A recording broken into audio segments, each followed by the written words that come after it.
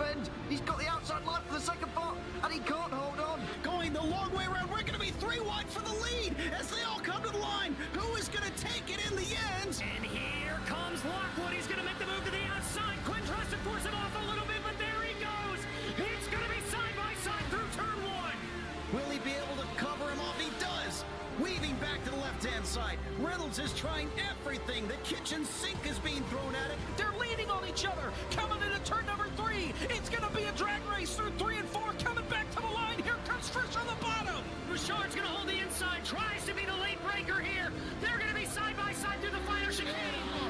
They bang doors, but keep it clean. As they're still 4 wide on the run down into the back straightaway. Demerit's looking for a line as well. What is going on in Michigan? No back into the fence. They're still beating and banging. Oh and to the line. He is much faster coming through there. Is there damage on Challenger? Abramitis is ahead. There's going to be a race to the line. Who is going to get it?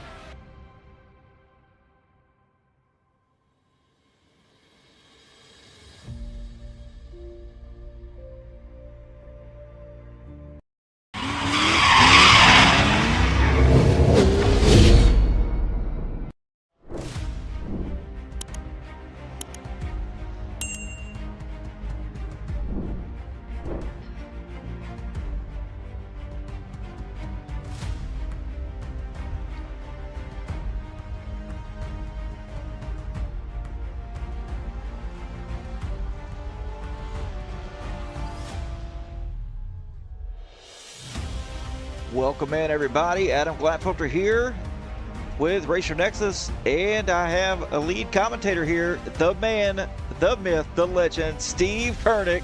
Steve, how we doing tonight? Well, after an introduction like that, I think my nerves are shot already, but I am excited to be here as we're getting ready towards the end of the championship. Now we're at the beautiful circuit of Americas, a track that will test the drivers to keep it all together. Located in Austin, Texas, opened in December 2012, and it's hosted a variety of racing from sports cars right through to single-seaters, MotoGPs, Trans Am, Rolex Sports Car Series, IMSA Sports Car, and Indy Classic. They all had to fight it out on this 3.4 mile circuit, or 6.4 kilometer track, 20 corners, and might I add, is really well known on going and eating up the tire life. And that is where we're going to start our story, with the GT3 drivers fighting for the top of the board, now trying to figure out what they need to do to stay at the front. And let's kick things off with our GTD Pro, with Terry Calgo up in first place, 2,380 points, with Ryan Tyler with 2,270 points, Nick Turrell with 2,220 points, Paul Skip 2,100 points, Alex Velasco, Sean Adkins, Jason Brothers, and Gerald Lowry round out the pack, but incredibly close in the GTD Pro. And take a look over to the GTD AM, Adam. Yeah, look at James Foreman here with 2180 on the points, but only 60 points back. Within the grasp is Brad McCombs, and Joshua Susi in third place, not too far back. He's got a significant gap, but you know, it's within striking distance. Justin Targano in fourth with Steve Maynard fifth. Daniel Barnett in sixth with Renee Body Jr. seventh, and Troy Banks rounding out your last place here in eighth position. As the championship absolutely close to one another. It doesn't matter where you are out on circuit. There's always a chance to go racing, and the Circuit of Americas is that track. It's all about high speed. It's all about slipstreaming. But also, we cannot count out the sharp hairpins of the circuit that can quickly make your day go from absolutely love it or to I am getting furious with it. So it's a factor we've seen during practice. It's not a very big field we got here tonight. However, it's a field that everyone's going to give it everything they can right until the wire. Oh, yeah. I've never been on track here with the GT3s, only the cup side of things, and is it a handful? But looks like qualifying has ended, so these drivers are going to get on track here, get gridded up, and Steve, we're going to have one heck of a race tonight, 60 minutes. It is going to be an amazing one. And if we go back to the previous races, well, it was nose to tail, and I don't expect anything different from our drivers. It's going to be Wes Amrick who will be looking to get the jump on through the field and hoping to stay ahead of the pack. Justin Togdegno in second place. Gerald Lowry, Joshua Susi, along with Devin Lowry, Nick Tyrrell, Paul Skip, Terry Calgo Jr. down in 8th position as we've got our boards coming up. So as going and saying, Wes Amrick and Justin Togdego hold on to row 1, and Gerald Lowry, followed by Joshua Susi, holds on to row 2. Row 3 is going to go to Devin Lowry with Nick Terrell. And row 4, you're going to find, these two fast guys that was nose to tail last race at Watkins Glen, Paul Skip and Terry Calger Jr. And then the very last row here, Russell Abrams with James Foreman. Good mix-up of cars, but the interesting part, our usual front runners are now having to work their way from the back. James Foreman has been incredible in pace, especially start line pace. He's able to move up quite far with his Porsche until he starts running into problems like Paul Skip or even getting closer to Devin Lowry, who they tend to play a little bit too much and lose crucial time. So with that being said, right here at the Circuit of Americas, there is a lot of room to play with, but we've got to go and talk about the elephant in the room. There's tons of room for you to fall off and still keep momentum, but that also means you can quite easily pick up incident points that can leave you feeling rather bitter in the championship. So as our drivers get themselves going behind our Porsche safety car, our oldest safety car out on the iRacing service, and we tip our hat to the Porsche safety car on that one.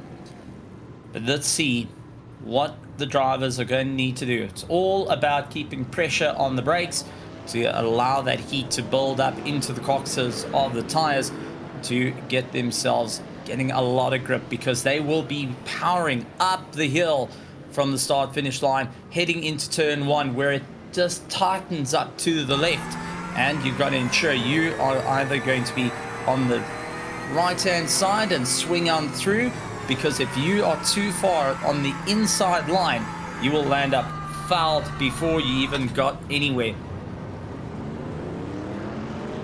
So gentle pace.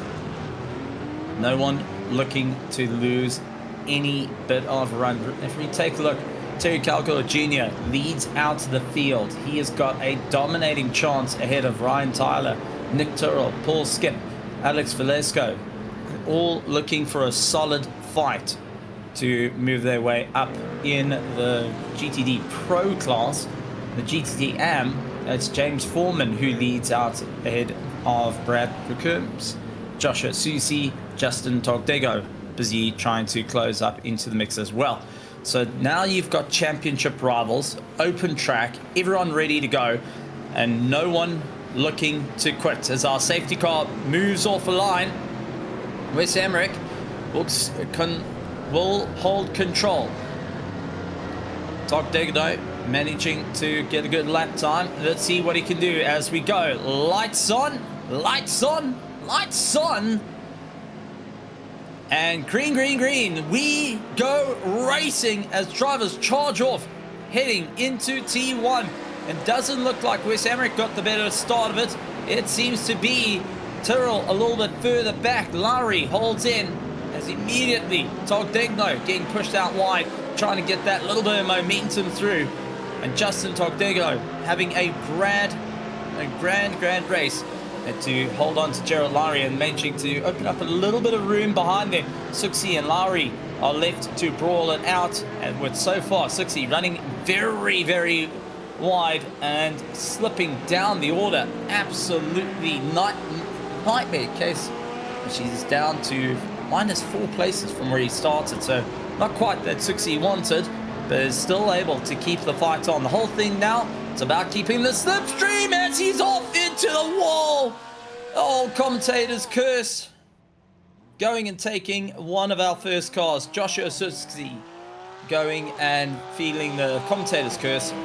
Adam, I'm going to just go lock the door after that one. Man, oh man. Hey, I saw it in the background there. He kind of went out wide as he was battling. Looks like Terrell, as he was battling Nick Terrell, kind of went out wide, lost probably 3 spots or so, put him back, way back, and then just never recovered as they just freight trained him. All just going by, but now Paul Skip looking for an opportunity. He's part of the pro division, finding out with Terry Calgo Jr., who is currently the championship leader of the pros. And immediately we do have one car, Devin Lowry, minding right out of the way. He's racing in the AM class, and right behind him he's going to have to deal with James Foreman and Joshua Susi, busy closing up the gap. So now what is going to happen for Terry Calgo Jr. trying to fight his way through, as we do see a bit of a problem. That's Gerald Lowry, who's spun out and now stopped, trying to get himself up and going. No damage to the car, but I do think he put a wheel wrong and the car spat him out towards the inside of the circuit over the anti-cut curbs, and now has to try and bring himself back into contention. This is where you go from racing your competitor to instantly racing your clock. You start to think, okay, what lap times do I need to be at? Where do I need to move forward? And what do I need to do? Well, Paul Skip and Terry Calgo Jr. fighting out for 4th and 5th place at the moment. They've got an ongoing fight just ahead of them, Nick Tyrrell and Justin Togdegno, who is really trying to keep up the pace. Now that is going to be an interesting one, because Wes Hamrick is managing to open up a 2.2 second lead right at the sharp end of the field, and leaving these 4 cars to fight with an AM car in 2nd place. Justin Togdegno is an AM car, and he has taken the fight straight to the pros, and it's not an easy one. Nick Tyrrell, Terry Calgo Jr., Paul Skip, all running in pros, and Justin showing he's not one to be caught out at any stage of the game. Paul Skip down the inside with that Chev. Can he get the run under braking? It's going to be a bit of a hard one. Terry Calgo Jr. is able to close the door, only just able to close the door. And now it's just follow the leader through as they make their way through the back portion of the circuit. It's all about the throttle control. It's all about where can you find that little bit of drive right here at Circuit of Americas. It's not an easy run. And for round 10 of the championship, everyone will be going and thinking, all right, what do we need to do? How can we stay at the top of our game? With Paul Skip hanging on the back of Terry Calgo Jr. It's all for the points. Not too far away from them is Nick Tyrrell out in the Porsche as well. So wonderful to see the drivers giving it an extra special run, trying to go that little bit further into this race. But I do think Nick Tyrrell will be thinking, what does he need to do to secure some places in the championship? Nick Tyrrell coming into this round was 3rd in the championship, needing to beat out Terry Calgo Jr. and Ryan Tyler. Well, at the moment, he is going and beating out both of them. So Nick Tyrrell needs to remain in where he is, maybe try and get past Wes Hamrick, who is out in 1st place, because Wes is lying 9th in the championship and taking some very, very crucial points away from them. And you know, Steve, looks like Ryan Tyler is not here today, so that may hurt him here at the points, as Terrell's running into 3rd position. And that's what it is. You've got to be in it to win it, and it's always the hardest part when it comes to the championship. That commitment of, I'm going to be there every step of the way and fight my way through.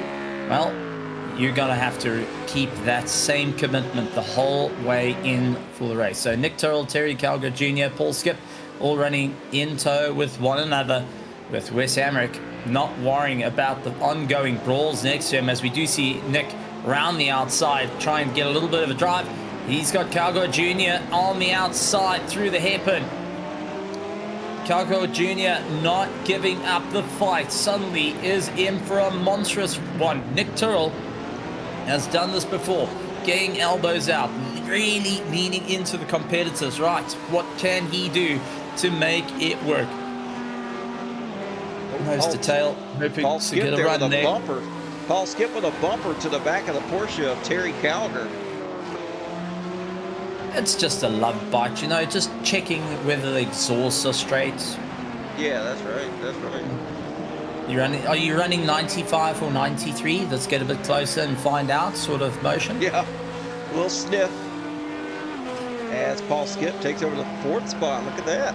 And there's a nice sized gap here, 1.3 seconds, that Terrell was able to gain back up. So he's having a great run as Tardano still running in the 2nd position. How about this AM driver right here, up here running with the pros? Justin, from out the box, has been one of the hard charging competitors to really make it work. And honestly, he's been a stalwart right now, trying to hold back the pressure behind him. I do want to actually go and highlight him for the fact of how he's been really just keeping himself going. He's lying 4th in the championship. He's had 4 poles, 2 wins, and 2 podiums. This is a driver that you go and put a board in front of him, 1st, 2nd, 3rd, he's out on there and has got quite a record to go that little bit better. But I also think he's got this little bit of a motion of, I might be an AM, but I am going to fight the pros tooth and nail. I'm going to make life as hard as possible and do everything we can to really move up through the order. What can I do to hold on to this 2nd place, to really stamp my ground as wanting to be promoted into the pro category? And at the moment, taking on some of the fastest of the pro category and holding his own really does send a statement back home, right to the Pony Express GT3 challenge of keep an eye out for this young driver. Don't count him out. He's coming for your championships.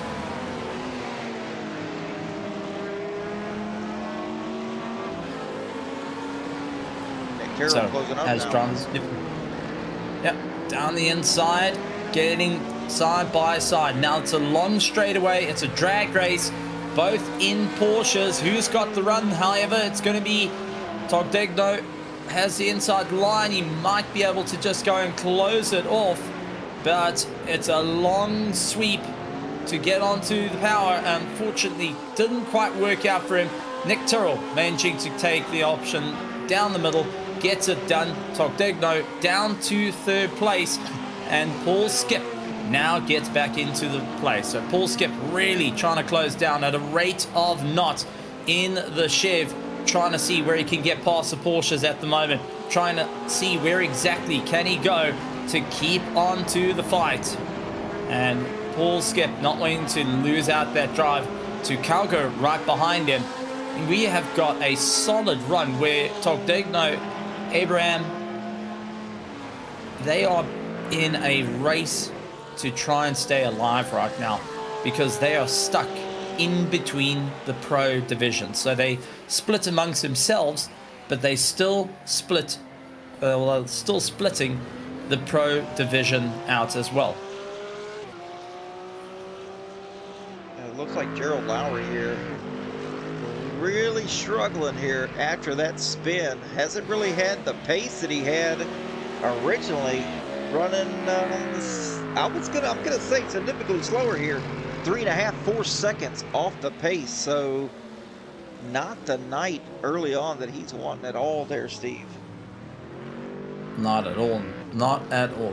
And considering Devin Lowry busy chasing him down in the Mercedes, getting down to a 2:14.7 on his best, on his last lap, going and showing that's his best lap. It's 2 seconds off that Mustang, and slowly but surely getting quicker and quicker. But let's talk about Paul Skip setting the fastest lap time of the race, a 2-minute 08.17. You heard me right. Paul Skip currently sits with the fastest lap time of the race and has not given up the fight with Nick Tyrrell just ahead of him. He feels he can still stay in for the fight, and however it's going to go, he wants to ensure that he's right there in for the mix. And out on the virtual grandstands, you can see everyone getting excited, cheering on their drivers and teams right here on the Race of Nexus. And a massive welcome to you all, and welcome to our Pony Express GT3 Challenge. It is round 10 of the championship, and drivers are giving it their absolute all right until the wire. It is going to be a manic race till the very end. Drivers are going to have to think, what can they do to really go and stand outside the box compared to most. Yeah, and I'm very familiar with the inside here of what the cockpit looks like inside this Chevrolet Corvette. Only been in it a few times and finished 8th here in the 24 Hours Daytona. But any other track, I am absolutely terrible in it. I just don't like the way it handles. But Paul Skip, he's loving it. Boy, this guy's fast. Tonight here in that Chevrolet, he's the only Corvette on track right now. Absolute monster of a machine, the Chev. And since coming to the iRacing service, was actually one of the quicker GT3 cars you could get behind. And that replaced the Chevrolet Trevette C6R that eventually just faded into oblivion. Though with its 5.5 litre flat plane V8 engine, well, the car is able to put in 500 to 600 horsepower easily, and got to point out as well, it is a turbocharged engine. That means that they're maximizing every inch of the power and also trying to save fuel as well. So that little bit of give or take, it's not really the biggest of engines out there, but utilizing the turbocharger just to help you out a bit most certainly goes and adds that little bit of more of a benefit. And when you're chasing down the Porsches, you got some straight line speed to give you a bit of a hand out there. And Skip is not afraid to utilize every inch of it as he closes down on to Tyrrell just ahead of him. Yeah, I think Skip's got the perfect car here for this track. I mean, it's got a lot of straight line here. I mean, it's a lot of swooping corners left and right, but the pace is way up here. Like, I mean, they're going pretty fast down up through these S's and back uphill, across the start finish line, and back up to turn 1. And I think the Corvette really showcases its kind of power and aerodynamics here on this track. However, when it comes to cornering, it can't be outmatched by the Porsches. The Porsche 992.2 that we're currently utilizing is extremely nimble, and drivers have been saying it's just got some top end that you can't believe that can take the fight in and out through the corners. And it's good to see the evolution of the cars getting better and better every step of the way. And it's all looking to try and maximize their points here for the championship as we keep getting towards the end. There's only 2 more rounds after this. We go to Autodrome Enzo e Dino Ferrari with Road Atlanta rounding out the pack. So there is not a lot of time in the championship to go and maximize your points, to really go and fight it out. You've got 60 minutes worth of racing with a pit stop to come in.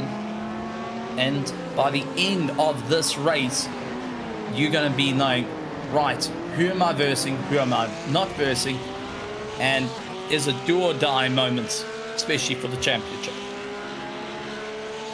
Looks like Calder's kind of closed up here just a little bit on Paul Skip as he's been lap after lap trying to work on Nick Tyrrell with no success. Man, the Porsche's really good. Like you said, really nimble here at these tight corners as they're going down tightly into those S's. That Porsche of Nick Tyrrell is just phenomenal here. Corvette's really struggling tonight, trying to keep up to the back of him as they go down through this technical corners here.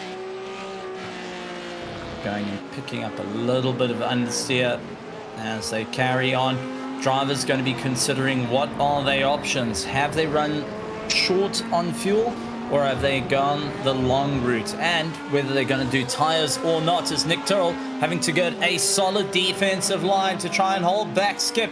Skip tries to look around the outside. Who's going to be the last of the late breakers? Skip's going to slend it through around. That just didn't have the drive out of the corner, and that all played into the favor of Tyrrell, but only just. And now Cargo going and seeing that he has an option to go for the drive as well. While Wes Amrick out in the Ford Mustang, more than happy to keep going and opening up the distance.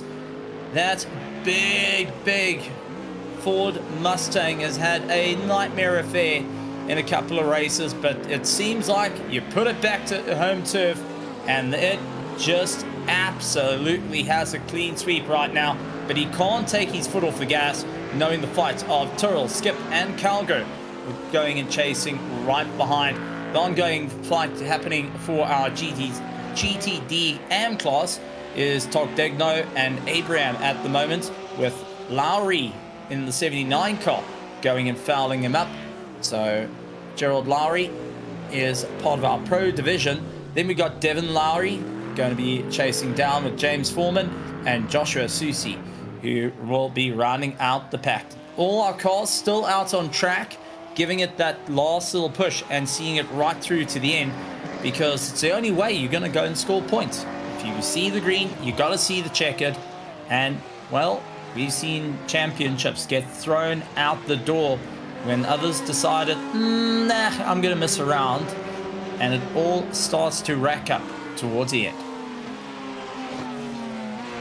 And Wes Amrick last week in Watkins Glen, boy, that Ford Mustang was really showcasing its power, its maneuverability, and back on home turf, as you said it moments ago, boy, this thing is performing tonight as well. Really liking the power and the consistency out of Wes Amrick tonight. Wes, from the start of the season till now, has just come into his own with the car. First, a little bit worried with, was it the right choice? Was it the right car that you need to stay at the sharp end of the field? And everyone's telling him, stick it out, you got this, just keep going for it. He hits a point where it's, I'm not quite sure, like, will it help? And ever since, he's just put in more and more time behind the seat, and it has definitely shown his skill of how to deal with the car. What the car does when it gets onto a low tank, when the tires start to fall off, he's learned what the car does. The main thing is, he can't focus on his mirrors, and that seems to be his Achilles heel. The moment the eyes start to move away from the track, start looking into the mirrors, left, right, center, that's where the mistakes start to creep in. So I think for Wes Amrick, having a 2.2 second gap, needing to expand it is better for him. But unfortunately, Tyrrell and Skip see a different way to this as they try continue to close up the distance. They're bringing Calgo Jr. into the mix as well as the three Porsches go and run in tow. Well, two Porsches and a Chevy go in tow. And Skip trying to make up some time to Tyrrell as they head into turn one. Now we're getting to the stage of the race where the tires are going to start to go in through a bit of a mushy phase. And Adam, I'm sure you've had this before, where it's almost like going and having chewing gum. So you've got grip, and then it'll slide a little bit. And you've got grip, and slide a little bit. Almost like used chewing gum. It's not quite right, and now you're going to have to protect that little bit of grip, because now you can overdrive the car quite easily, because you get that false sense of security that I've got all the grip underneath me and I can just give it horns all the way through. But the drop off from those tires will land up with you losing out half a second to a second quite easily. Absolutely, you said it. Yeah, you've got to protect these tires. You know, if you over push one corner here, say you push turn one, you swing out way wide, now the tires are really heated up, it's going to take you, shoot, in these cars, knowing you still got to carry the speed here, you know, you've got to take care of these things for at least a lap to cool them back down. And, you know, like you said, they're mush. So you got to restart that thing all over again. As we see Paul Skip now taking the second position, but Terrell wants it back as he's back on the inside. And now it's a drag race. And it looks like Paul Skip's going to maintain it here. He's going to keep the second spot. Closing up to 1.9 seconds back from Amrit. Going and saying, I'm sick and tired of looking at Porsche lights. Let me just try and check out with the chef. And going and giving everything he can. Now in a bit of a situation. He spent so far of the race getting towed along by the Porsches. Now let's see how he's going to react now that he is going and giving some of that slipstream to Nick Tyrrell and Terry Calgo Jr., who are being pulled along and are right onto the back of him. Our top fight is getting closer and closer, and Wes Amrick isn't breaking away. That gap down to a 1.6 second gap to the rest of the field. And last thing that Wes wants to have happen is to get pulled into the fight with Paul Skip, Nick Tyrrell, Terry Calgo Jr., that he works so hard to get out of the way, to get far enough forward. Well, it seems like they're not done with him. So talking about that, we've got our hardest charger that's actually in this fight, and that's Paul Skip, up 5 positions from where he started. Terry Calgo Jr. up 4 positions from where he started. The one that's got the biggest loss right now is Gerald Lowry in our pro class, and Gerald Lowry unfortunately sitting -4 positions down on his run. And then we've got -3 for Devin Lowry. So a couple of drivers having some big fall downs, and will be scratching the head of what they can do to really bring the championship back to life, especially considering there isn't a lot of time. Straight after Circuit of Americas, we got Autodrome Enzo Edino Ferrari and Road Atlanta that will be rounding out, and Road Atlanta's got an extended race time, so that is going to be one for the drivers to keep an eye out for. But right now, it's all about maximizing those points and really make it work for you to really go hunting. Now, with that being said, Paul Skip onto the back of Wes Amrick. Now, let's see what the chef's going to do, as it's going to be Wes Amrick, the first car into the pit lane. He's making the call. Wes Amrick into the pits, getting himself sorted. That promotes Paul Skip. Nick Tyrrell comes on by. Terry Calgo Jr. comes on by. Is Justin Togdegno going to be coming through? He is going to be diving into the pits. And Russell Abraham, who was chasing him down, carries on his way through. Gerald Lowry and Devin Lowry are the next two to come on by. Are they going to be considering their pit stops? Yes, for Gerald Lowry and for Devin Lowry. Everyone trying to see possibly for the undercut here. And James Foreman, Joshua Suxi a little bit further back, trying to push their way up through the order. Paul Skip, however, chose not to dive into the pits. Now has to try and commit to the bit to really go as fast as he can, as Wes Amrick comes out in 5th position. Now I've got to ask the question, Adam. We've hit this point of the race where it's undercut versus overcut. These cars that have just gone into the pits, well, they have to see it through to the end now. There is no room for error.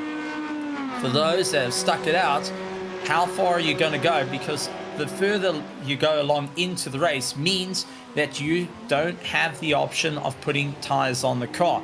It's going to be a splash and dash, and I hope you protect your tires.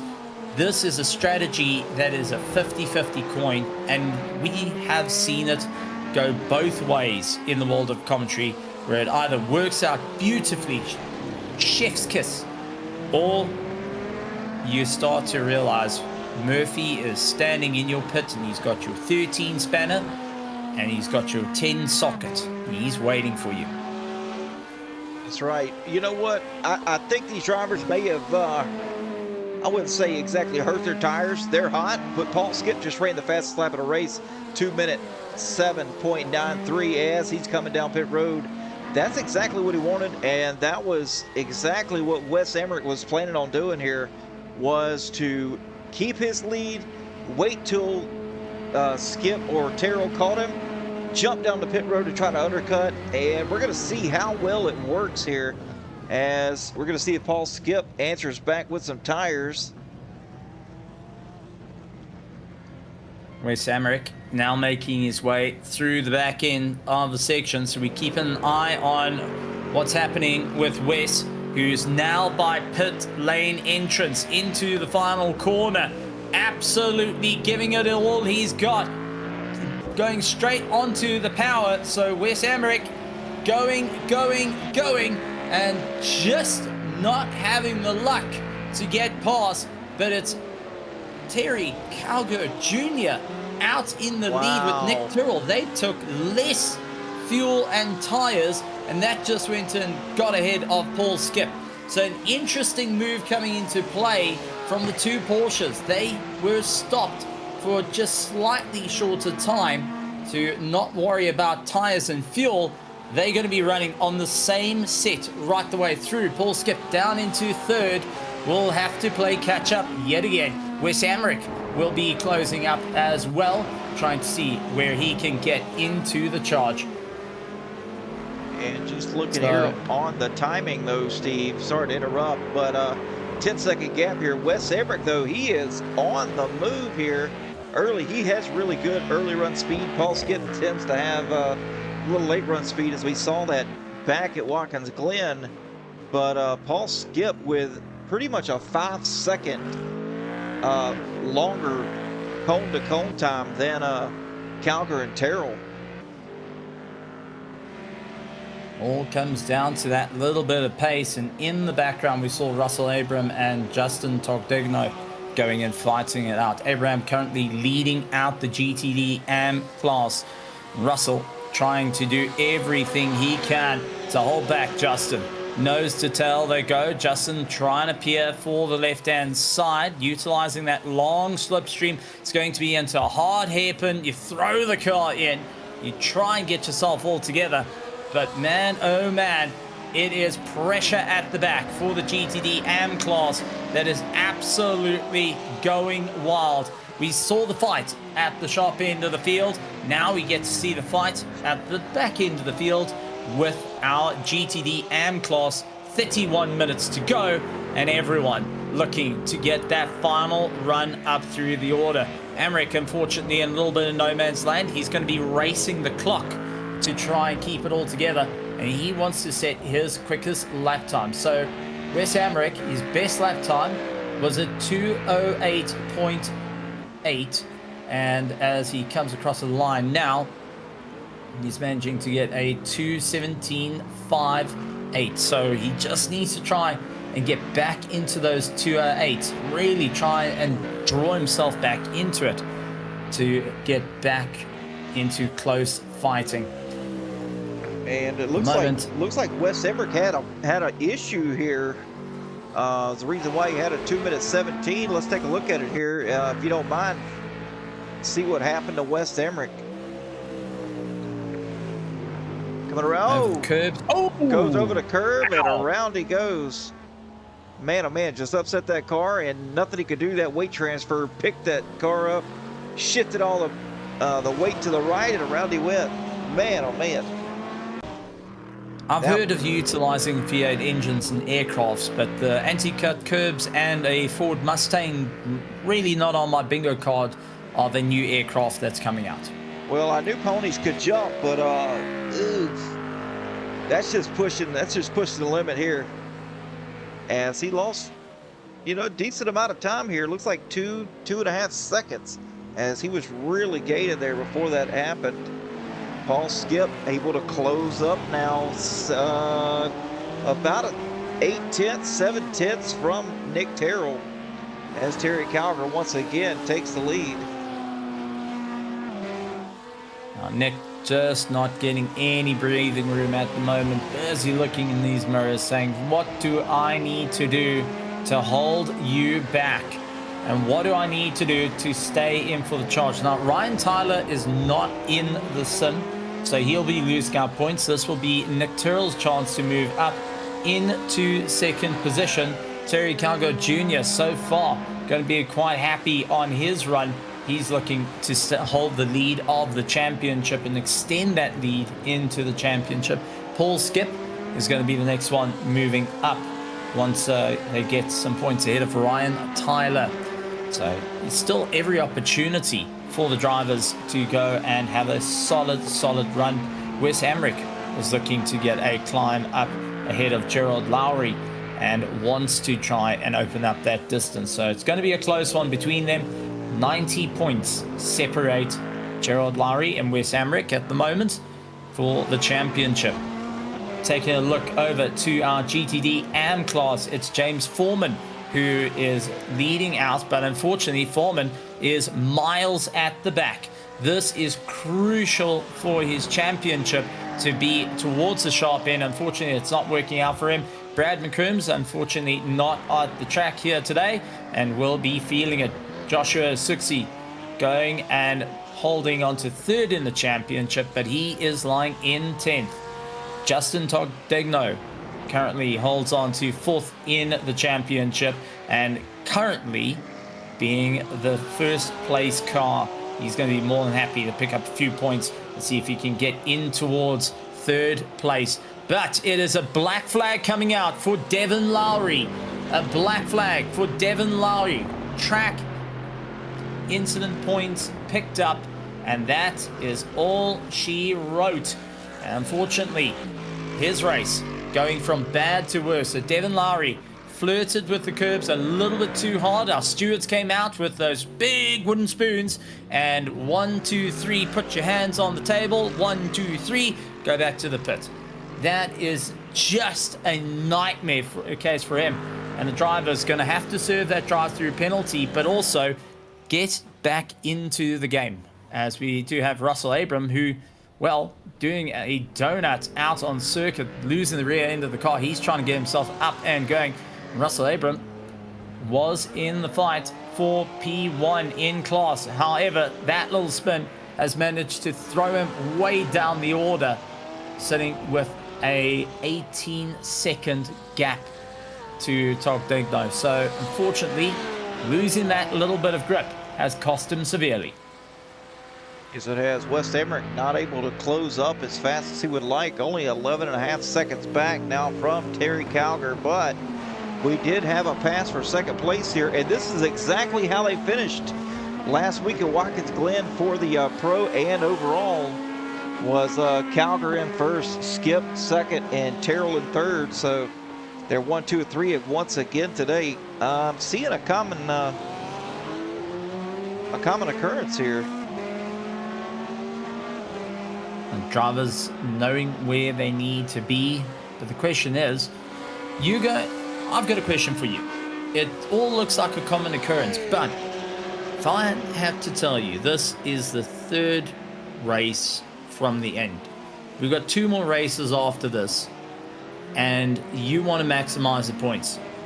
I don't think these drivers are going to leave it and say, well, that's it for me. I'm just going to drive around for the next 25 minutes, no problem. What I'm going to see is the red mist that starts to form. It starts to just envelop, and the drivers start to see it over and over, just getting bigger and bigger. And you're having to think, okay, what is the game plan here?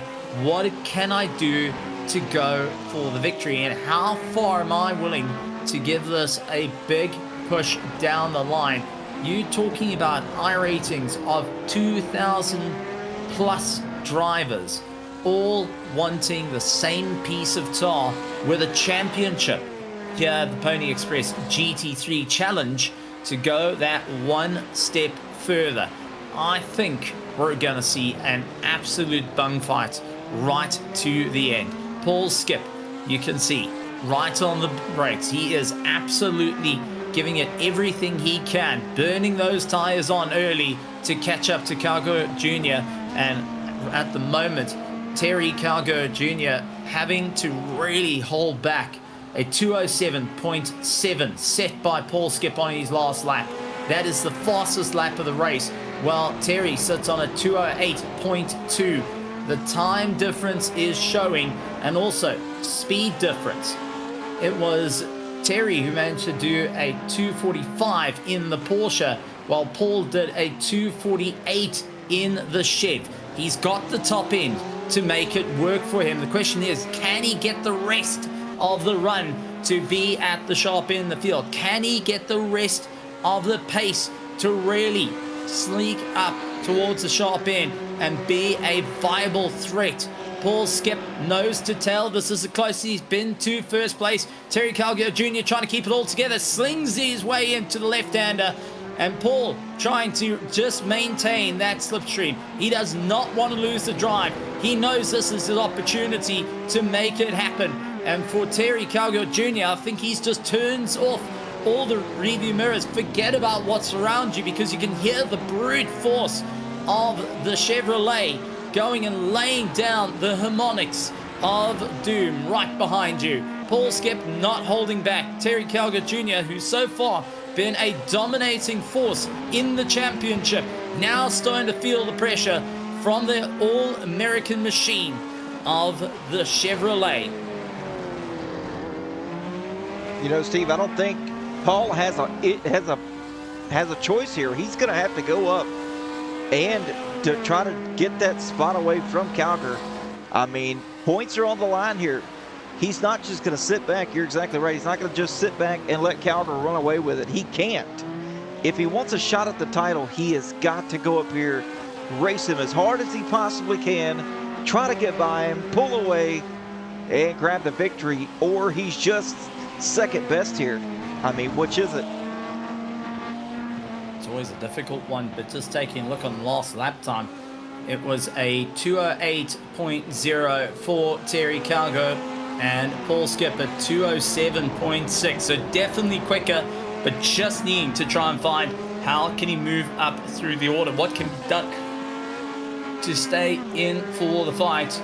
And with drivers looking to maximize their points here tonight, it's going to be all about the run.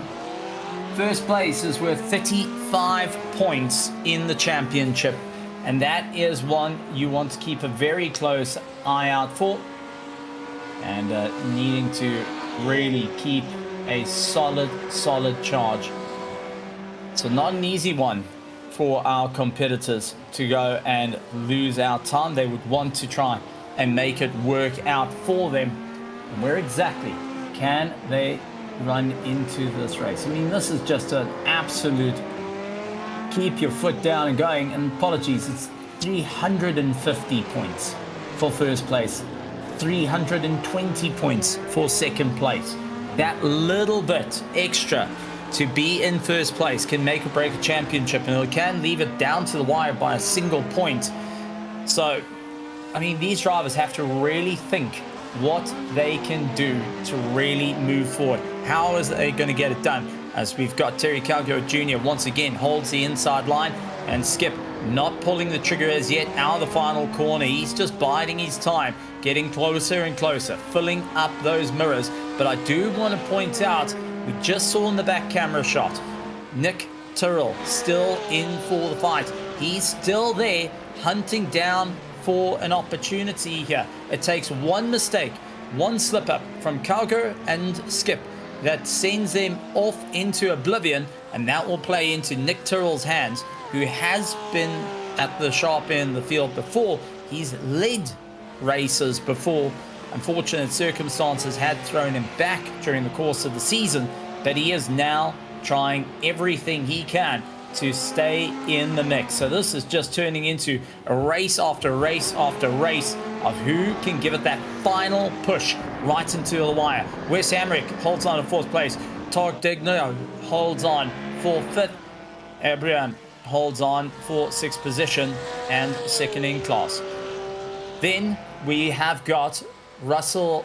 Abraham is ahead of Gerald Lowry, who I just see has gone into the pits, which means Devin Lowry will be going on by. I don't think Devin Lowry is going to be going into pit lane. I think this is going to be, oh, thank you very much for a free position. So never mind, it's a late decision he's going in. So both the Lowry family into the pits. James Foreman will be going around saying thank you to that, and Joshua Suxi as well. So Joshua Suxi and James Foreman, looks like they're going to go the long way around, going and taking up the positions. So Gerard Lowry having a bit of a situation of note. Devin Lowry as well, maybe just not having enough in the tank, needing a splash and dash. He's going and sucking them down through the field. But this is Gerard Lowry back out on track, and right on the back of him, James Foreman in the very, very haunting colors of the Rexy, which is a Halloween covering for the Rexy Porsche that we get to see racing usually in green. Well, Green, that's right. there he is. Roxy is always in pink. That ongoing fight. Paul Skip and Terry Calger Jr. fight out. I mean, this is a mental one. I've got to ask, Adam, Porsche or Chev? You know that's an easy answer for me. Being stateside and all, of course I'm going to have to go with the Chevrolet. Fair enough. Fair enough. Why do you think the Chev will outdo Terry Calco Jr. in his Porsche?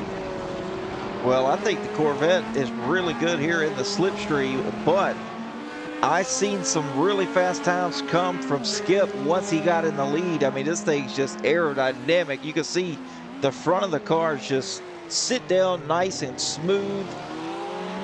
And I think once he gets in the lead, I think he's just toying with Calco right now. I really do. And once he gets up there in the top spot, it's game over. Now, I'm going to go and play devil's advocate, because Terry Calgo Jr., who leads the championship, is one driver that's not afraid to not look in his mirrors. He also looks for consistency in his times. Now, he's been running at 207.92.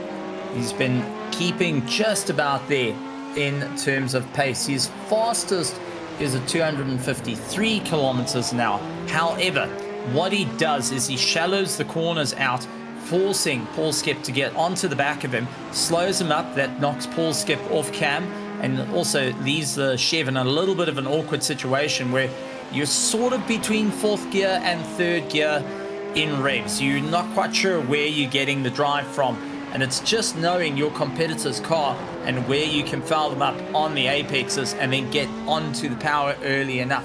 So the slipstreaming aspect that comes in with Paul Skip definitely does help him out.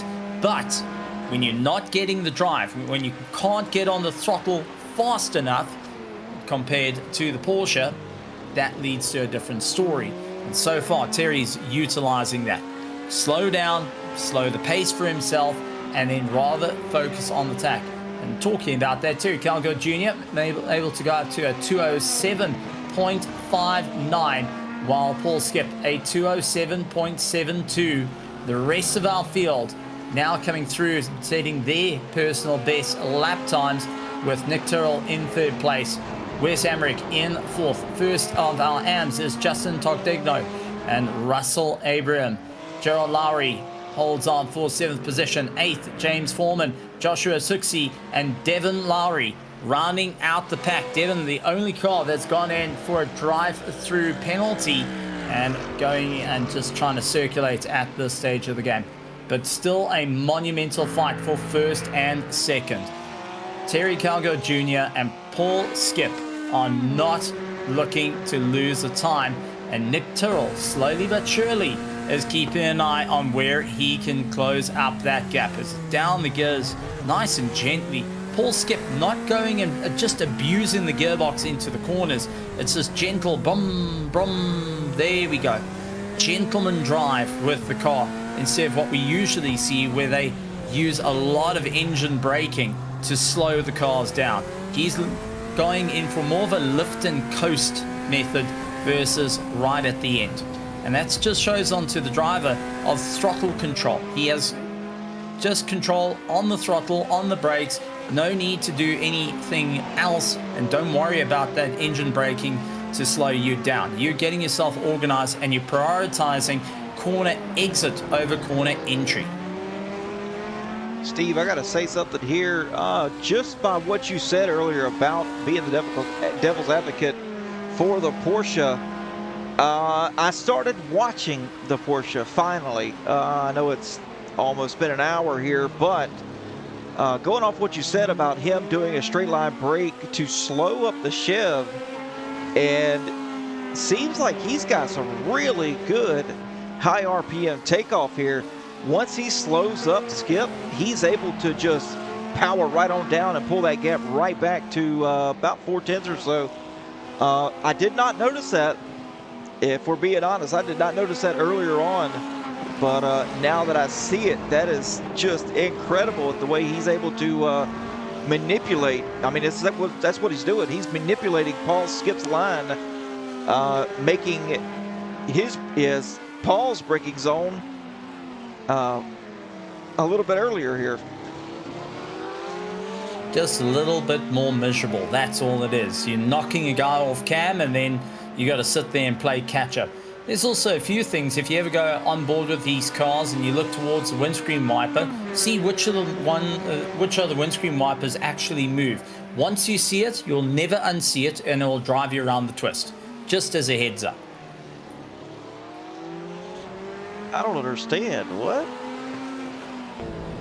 If you go on board, you'll see the windscreen wiper. Some of the cars, it actually moves ever so slightly in and out through corners, and well, you do land up seeing it on some of the cars. I know the Acura NSX has it where it's got a little bit of movement on the windscreen wiper, can drive you around the twist. If any of those are playing a set of Corsa Competizione, jump into the Aston Martin and you'll watch a windscreen wiper going all over the show.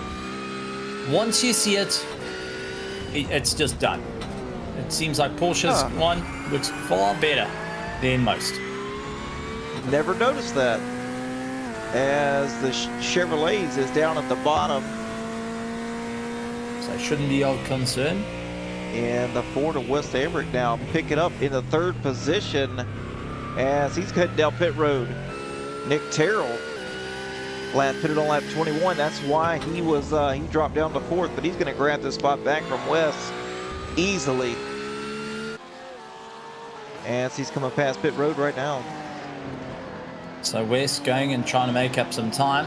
Lost a little bit, but now an interesting pace has started to build up. So Terry Calgo Jr. done one pit stop. Paul Skip, one stop. Nick Tyrrell, 2 stops. Justin Togdegno, 1 stop. Wes Amrick, 2 stop. Russell Abram, 2 stop. Gerald Lowry is a 2 stop. James Foreman is a 1 stop. Joshua Suxi is a 1 stop. And Devin Lowry, unfortunately, has been a stop plus drive-through.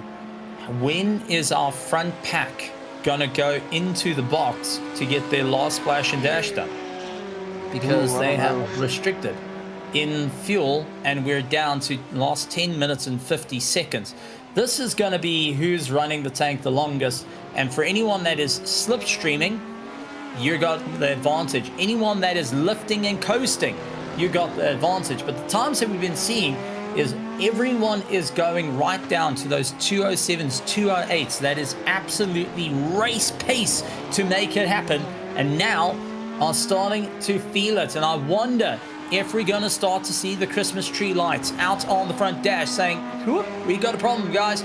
We're running out of juice here. Please, we need to go back into the pits here. We need to get sorted out. We need to try and get these cars sorted out. Our leaders, who are constantly putting the pressure on one another, they are absolutely going that extra mile. They've now overtaken James Foreman and Joshua Suxi, who have dived into pit lane. But these two on circuit yet to do their pit stop, much like Justin Togdegno, who has not done his second pit stop.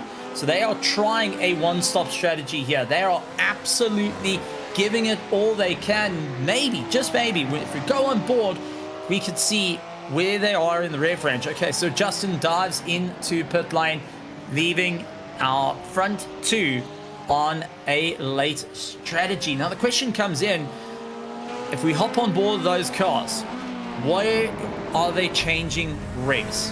What's the revs lights looking like? As it's off to the red, into the blue, that's all. Yeah, that's all utilizing all the power. That's right. Yeah, the Chevrolet, the blue is the highest. And then you hit the rev limiter. So he's not saving at all. I mean, I wouldn't say they're saving running the times they're running. But looks like the Porsche's. Nope, he's also right at the end. I think they're going to pit this time. I was thinking somewhere around 7 minutes to go, but that could be pretty close here. It was a long braking zone into that final corner. A little bit of a lift and coast to get it done. So I do reckon the drivers are keeping their foot firmly on the throttle all the way through, but they're lifting earlier to just try and give themselves a little bit more room to breathe, just to coast around. Like there. That is a clutching game. Trying to... That's also in a higher gear too there, Steve. He's trying to save fuel, but it's just not enough to get him that one extra lap. Paul Skip into the pits. Terry Calgo into the pits. And this is going to change things out because Nick Tyrrell is going to be the next one coming by. Nick Tyrrell, a little back from our leaders, trying to close up the distance right now. He is on a push to try and see if he can be a part of the race. However, it's going to be a monumental charge for him to get it down, as we do get Terry Calgo Jr. heading out of the pits ahead of Paul Skip. Both of them just managing to get some breathing room as they make their way up the climb to turn one. Terry has a monumental climb, and just take a look at that. 4 seconds difference just from that pit lane. Another 4 seconds lost. Total pit time for Terry was 35 seconds cone to cone, and Paul Skip 39. So another 4 seconds lost here down pit road. Something's going on with the Corvette today, as it's taking way longer here consistently on pit stops. It's just unbelievable. Something tells me he's just burning a little too much fuel, but we're down to the next 6 minutes and 40 seconds here, and Nick Tyrrell has been brought back into race contention. He's right onto the back of them, and now can be a monster of a drive on his part. Who is willing to give it everything they got to stand at the top? Togdegno leads out in the AM class with Abraham chasing him down. Foreman, Suxi, and unfortunately one driver out of this race, Devin Lowry, who has retired the car. For our GT Pro, it's Calgo, Skip, Tyrrell, Emmerich, and Lowry in the 79 car. Gerard Lowry going and trying to see it through to the end, as for the last 5 minutes and 55 seconds, these drivers are going to be feeling quite worn out. Circuit of America is one of these tracks that looks simple on a piece of paper. When you first drive around it, it looks simple until you start trying to get quicker and quicker and quicker. Then you start to realize, hang on, you really got to go and flirt with those track limits. You really have to try and give it that extra shot. You're going to have to really think, what is the game plan to stay at the sharp end of the field? Where can this all come to be during the course of the race? How far can one go before it all falls apart? And also mental stamina to focus in on entrances, apexes, get your timings right, get your gearing right, and also to not put a foot wrong as the marbles are starting to build up on the outskirts of the track.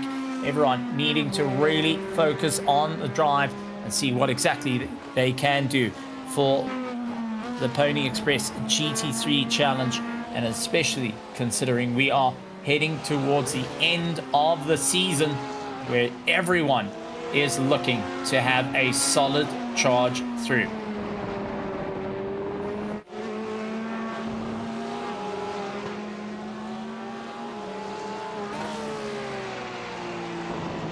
Well, Adam, as we take a look at these cars, giving the final hard push, trying to move up through the order, what's your takeaway from the race thus far? I think there's been some mistakes early on with some lessons learned, kind of, you know, not really pushing the track limits for some of these other guys, which is finding themselves in the back. But, ooh, takeaways from this.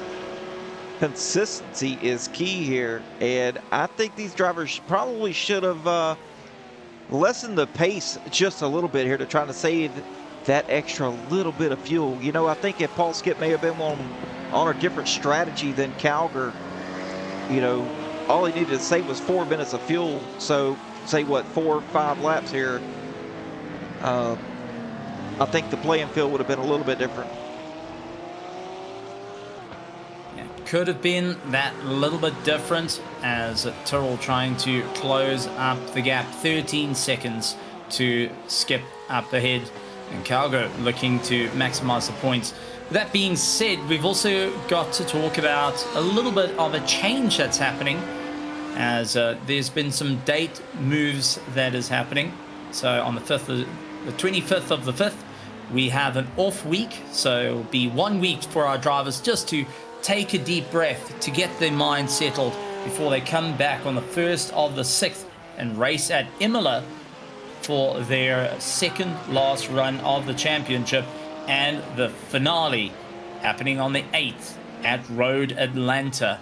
So we do have a week off after this race just to settle down, just to get that little bit of a breather, and then we go racing at Imola and Road Atlanta to round off the Pony Express GT3 Challenge right here for 2026.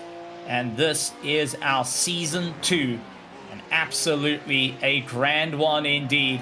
Everyone looking to take up the top mantle, everyone looking to go for the win, as Calgar got a bit of room. 3.7 seconds. It's now all on him to keep it all together. It takes the drivers 2 minutes and 8 seconds around the circuit. All he needs to do is just keep it clean, keep it together. He doesn't have to have too much pressure from behind from Paul Skip, who has chased him down the whole way through. Nick Tyrrell holds on to 3rd. Wes Amrick holds on to 4th position. Wes Amrick down 3 places from where he started, but it is Terry Calgar Jr. with that end of line penalty. He was able to now move up 7 places as one of our hardest chargers, and is showing why he is a championship leader right now, just focusing on what needs to be done. As he comes in through the final corner, he will look forward and see white flag at the ready. 1 more lap to go, and just behind Paul Skip, going and waiting for his chance. This is the hardest part, I would say, Adam, because you are now on the final lap. No pressure. Or people tell you no pressure. You are now trying to see it through to the end. You start to feel that shudder on the foot, that hand tightening up on the steering wheel, that little bit of a pull in your neck, that ache in your shoulder, knowing that you have been fighting and pushing so hard. You start to feel all those aches and pains. You start to drift and look at the circuit. You start to lose focus, mentally and physically drained to the core. But you've got to have to push through it. You're going to have to find that second wind to make it work out for you. Otherwise, you're in for the hot water. Yes, you are. And usually when I take the white flag, my heart is pounding, I'm sweating, and I'm like, all of a sudden I lose all motor functions and feel like I'm gonna wreck. I think he's just got to go slower here, and it looks like the pace has picked up. He's not giving an inch. He wants to win by a huge gap here. Looking to make it a win and a half of note. So far, Calgar Jr. has been on a stellar run up.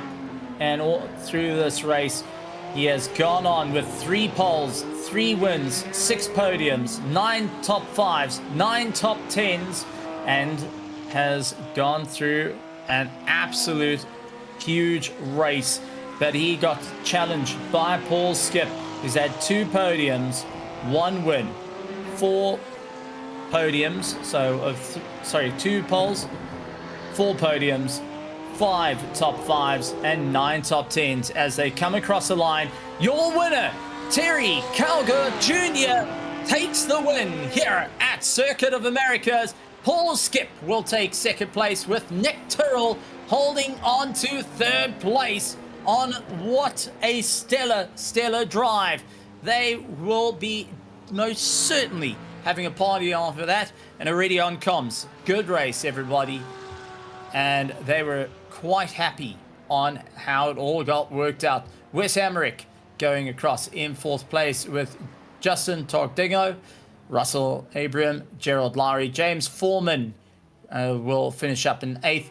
Josh Susi holds on for 9th, and 10th position goes to Devin Lowry. Man, what a fantastic run tonight.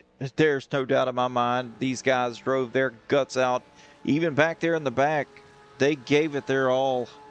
And superb finish here. We're going to give it just a second, and then we'll show the overall results for the race while we let everybody get into the broadcast waiting room,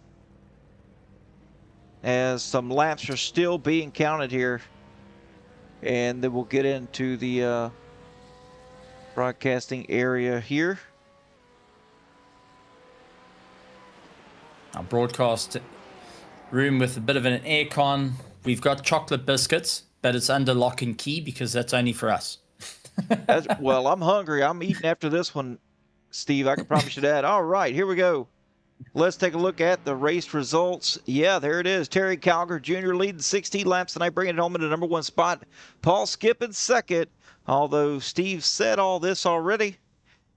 Just phenomenal job to these top 3, and it looks exactly like it did at Watkins Glen.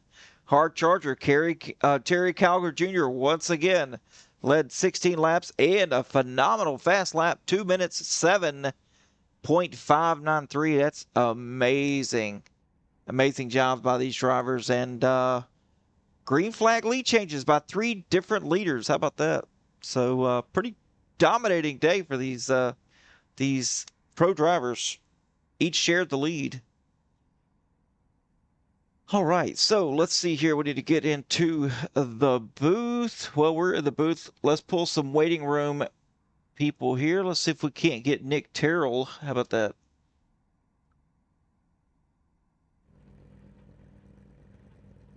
Nick Tyrrell, welcome to the commentary box, and what a race for you, going and fighting it out for 3rd place. It looked quite close. That you first was on the cards between yourself and Paul Skip. You had to battle out Wes Emmerich for a little bit as well. How are you feeling after the race?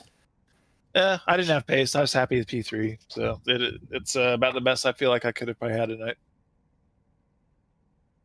Now, the circuit looked like it was quite favorable. Lots of grip out there, despite being a little bit on the warmer side. How was it for you coming off the start with ice-cold tires, trying to find your spot and carry the momentum, finding your rhythm right here at Circuit of Americas? I was hoping the other guys would end up battling some more, or there might be some more elbow-to-elbow stuff going on behind me, since we kind of were splitting through the traffic early on. There really wasn't enough traffic out there to make a ton of a difference after the first few laps. So it was just a matter of hot lapping after that. And I just didn't have the pace for Terry or Paul. So yeah, they were just lights out toward the mid end of the race. Well, with that being said as well, you came into this round 3rd in the championship. Ryan Tyler not driving here tonight means that you've got enough points to usurp him, but you will have Paul Skip on your tail. With 2 more rounds left in the championship, what is your game plan to go out for that 2nd place, possibly to even go for 1st place?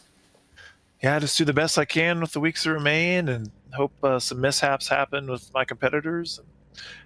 And hope I avoid them and can finish in front of them, and just keep things clean too, since we have the safety bonus each race for 8 incidents or less as well. So gotta get all of that to happen to even have a chance. Well, absolutely wonderful stuff. Before I let you go to enjoy the celebrations with the team, because I'm sure it is ecstatic down there, managing to capture 3rd place in the pro class. Anything you'd love to say to everyone out here in the Pony Express GT3 Challenge, to all the race fans out there, to everyone that's in the grid, from your drivers to the teams, and even to your own team, cheering you on night after night? Yeah, the fellow pros in the class that we're racing against, and the AMs that we're working to race around, and just everyone keeping it clean, just being out here. The broadcasters coming out and giving the play-by-play. It's nice to go watch it tomorrow, and the families and spouses and stuff that let us have this sort of fun hobby and everything. So thanks again. Absolutely wonderful stuff. Nick, well done on a stellar race. So Nick Turrell managing to hook in that 3rd place and really had a good run up through the order, managing to hold on to 3rd in the pro category, and had to keep an eye on a solid fight ahead of him with Paul Skip and Terry Calgo Jr. rounding out our top 2 of the pros. But Adam, we've also got quite a number of drivers coming in, joining us here tonight. And let's actually have a chat to Russell Abraham and Justin Togdegno on how their races went, to try and get an idea. So coming into the box is Russell Abraham, and Adam, take it away. Russell, man, how we doing? How did you like the track tonight? We're doing great. It's certainly not my favorite track, but I came to like it a lot. Great time. Did you have any problems there in the Ferrari at all, or did it handle pretty good here tonight?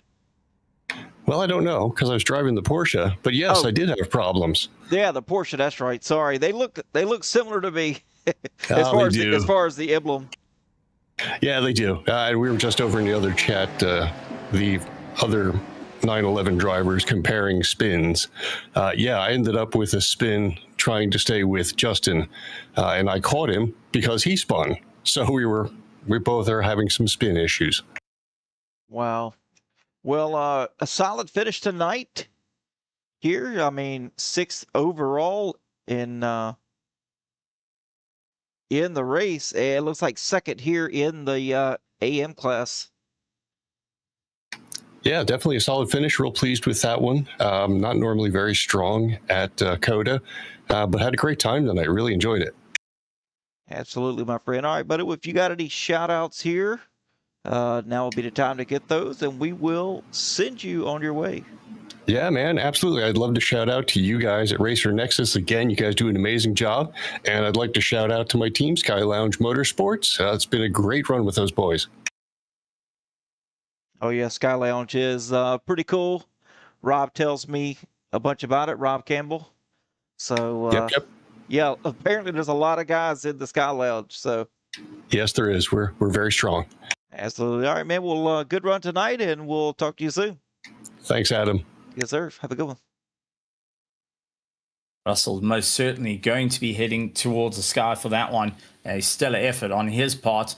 But ultimately, the win came down to Justin Togdegno, who managed to get the victory. 3rd place in our AM is actually James Foreman, who managed to get through. Let's have a chat to our 1st place driver in the AM category, and it is Justin. Justin, how you copy? So far, so good.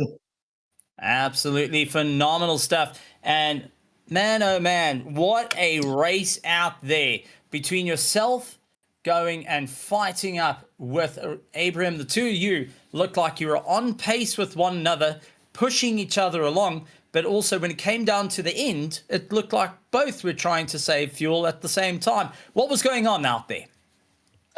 Towards the end, honestly, it was just, I knew I had an extra lap of fuel, but there was so much time after he spun with the first set of pit stops that I wasn't super worried about anyone catching me, and I just didn't want to getting off track and end up having to get a black flag. So just tried to keep it clean. Try and see it through to the end. Fair enough. Fair enough. Now, with that being said, this does help you out in the championship points. You're currently lying 4th in the points. You come in with a victory. This is going to help jump you up and try and move you ahead of Joshua Suxi, Brad McCombs, and get close to James Foreman. What is going to be the game plan heading into the final 2 rounds of the championship? We've got a week's break to calm, to relax, and to come back fighting. What is your goal to go and charge after the front? Especially that we're saying farewell to Circuit of America, and we look forward to Imola coming up. Yeah, I can't say I'll be sad to see the back of Cota. This is a rough track to race. I'm just going to keep doing what I did tonight, which is just try to keep it as clean as I can, keep it between the white lines, and just focus on finishing. It worked out really well tonight, and hopefully it'll work out in the next 2 races. I'm sure it will. And first of all, a well done to you on it. Anything you would like to say to here at the Pony Express, to all our partners here at Pony Express, to the drivers and teams joining you out on the track this evening, and also, most importantly, everyone out in the virtual grandstands right here at Racer Nexus? It's just awesome to be here. Thank you guys so much for doing this. Thank you, everybody, for coming out and racing. It's always a blast every week, and I'm looking forward to next week. Absolutely wonderful stuff. Justin, congrats on your victory, and go and enjoy it. You earned it. Absolutely great stuff, Adam. And we're going to have a chat to these drivers. So we had a chat to Russell, who took the victory in it, but we've also got to talk about some of the drivers that were a little bit further down, as we have got Nick Tyrrell, who is going and waiting to have a chat. He's out in 3rd place. Nick, welcome to the commentary box. How are you feeling after that race? Hi again, fellas. I'm all right. Right. So, Nick, I've got to ask a question. With the final 2 rounds, what's your game plan? Oh, that last race is going to be important. Double points, so it's going to be a matter of very, very strong finish, and need Terry and anyone else around me to be behind me at the end. That's the main game plan there in that last race. Fair enough. You got to just try and get it all sorted out. Well, Nick, we wish you well on your... Yes?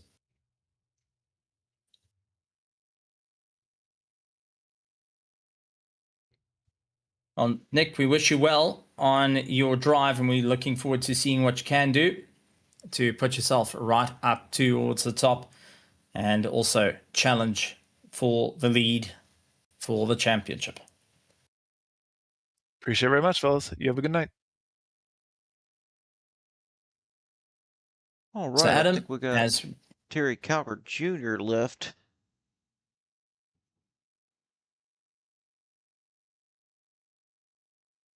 Let's bring Terry Calgo Jr., our overall winner, into the box.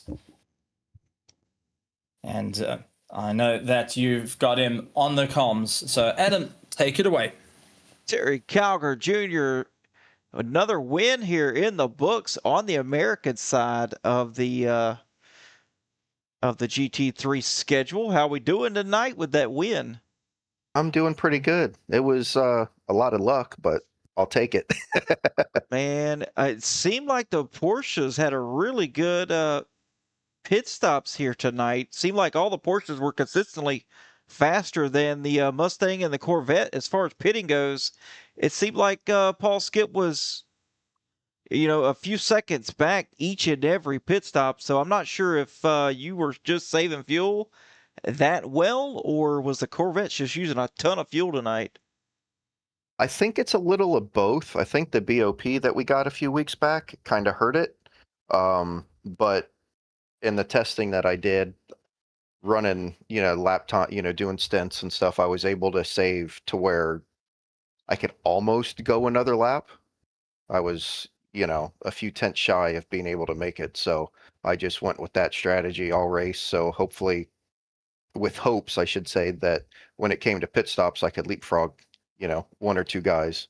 And on that first one, it looked like Nick was getting ready to get a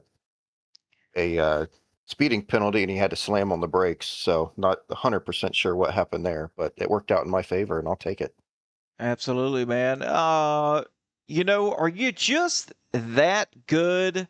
Because you said you got lucky tonight, but I think you're pretty dang good here, turning rights and lefts. So I've only called 2 of these races, and it seems there's a I'm kind of lost for words there. A pattern here where we see the number 911 up here in the overall standings in P1. I wish it was like that the entire season, but I won the season opener and then went, oh gosh, probably 3 or 4 races, maybe longer, before I won one, and then a couple more races, and this is my first back-to-back this season. So, maybe it's just you. Maybe you need to be here till the end of the season. It's definitely not me, because I showed some drivers earlier right as they were wrecking. So I promise you, it is not this guy right here. But this is going to help you out a little bit more here in the lead for the pro class in the points. I guess you just what's your strategy going for the next 2 races here as we take a week off? Just keep it clean and consistent like I've been doing. The biggest outlier is going to be our season finale, because it's going to be a 2-hour race and the points are going to be double. So trying to get as much of a lead as I can, just in case the oh no happens at the season finale, and hope it's is enough. Well, that is a great little strategy to have going into that race. How are we at the next one? I believe it's Enzo. Yeah, Imola. Yeah, yep, Imola. Yep. That one for me is kind of hit or miss. Sometimes I get caught up in messes. Sometimes I create my own, and just racing. But you are familiar with the track, though. Yes, absolutely. Okay. Yeah, it's one we've run many times here before in the league, so it should be fun. That the turn 1 S's is going to be a pain, but other than that, I think we'll be all right. Awesome, man. Well, hey, you've got some fans in the stands. I'm a fan. Don't tell anybody else that, just between me and you. Nobody's listening. Appreciate it. But if you've got any shout outs, any sponsors, teammates, anything you want to say, now's the time, and we'll get you down to get you out of here. Like always, thank you guys for doing this. And by the way, my daughter loved, her ears weren't bleeding, but she loved the singing at the end last week for her birthday. So she was super excited about that. Stevie, right? Yes. I've got a good memory. We won't do that again. Okay. All right. No promises. Yeah. No promise. You know how Steve is. You know how Steve Kernick is. You never know. But yeah, no, for you guys and everybody that helps me out and all the racers that show up week to week, to make it happen. Unfortunately, this week was a little bit of a light week, but I think some of that was beginning of summer and track selection being Cota, with its off tracks being rough. So, but yeah, that's pretty much it. Just everybody that helps out and shows up in races. I appreciate everybody. Absolutely, Terry, man. Congratulations tonight once again, and get out of here. And we're going to close this showdown. I appreciate it. Yes, sir. Take it easy. You too. Well, we talked to a bunch of people here, Steve, and now I'm going to talk to you. What did you think about tonight's race? I thought it was fairly competitive here with a lot of the front runners we're used to seeing. It was an incredible race evening. Cota has always been one of those hit and miss circuits that you can really have a good drive out of, or it can be one that goes and lays into you. Now the championships are running closer. We're going to have a week's break before we go into our final 2 rounds of the championship. It is only just heating up here at the Pony Express GT3 League, and this is week 10. Folks, it's going to be a monumental run. It's not to be lost out on, and you are most certainly wanting to join up, head over to the description to the Pony Express and join up on their Discord. Join up for their future seasons coming up. They've already started opening up the new season, and you don't want to miss out any of the action. A massive thank you to all of our partners here at Pony Express, to our partners of Racer Nexus, such as Apex Sim Racing, Track Cams for Gourmet, but also a massive thank you to our cameraman, our voice on the mic. He's a jack of all trades and a master of all. A big thank you to Adam Goldfurter. And from myself, Stephen Koenig, we'd like to say thank you very much. And like always, a good morning, a good afternoon, good evening, and good night, everybody. Take it easy. We'll see you soon.